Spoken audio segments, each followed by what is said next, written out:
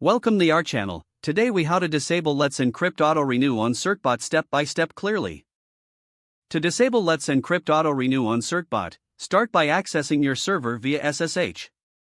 Log in with your secure shell credentials. Once logged in, check the location of your Certbot installation. You can typically find it in /etc/let'sencrypt or by running the command which Certbot.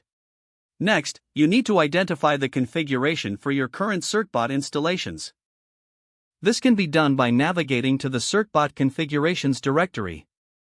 Use the command cd/etc/let'sencrypt/renewal. In this directory, you'll find the configuration files for your certificates. Open the configuration file associated with the certificate you wish to modify. You can use a text editor like Nano or 6 for this purpose. For example, type nanoyourdomain.com.conf to open the file in Nano. Once the file is open, locate the line that starts with renew_before_expiry. You'll want to comment out this line to disable the renewal function. To do this, simply add a hashtag at the beginning of the line. After making your changes, save the file and exit the text editor.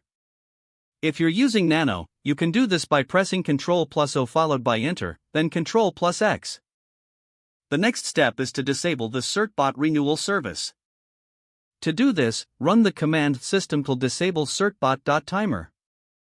This will prevent the automatic renewal timer from starting. To confirm that the timer is disabled, you can check its status. Use the command system-status certbot.timer to verify. You should see an output indicating that the timer is inactive. Finally, to ensure your changes take effect, consider rebooting your server.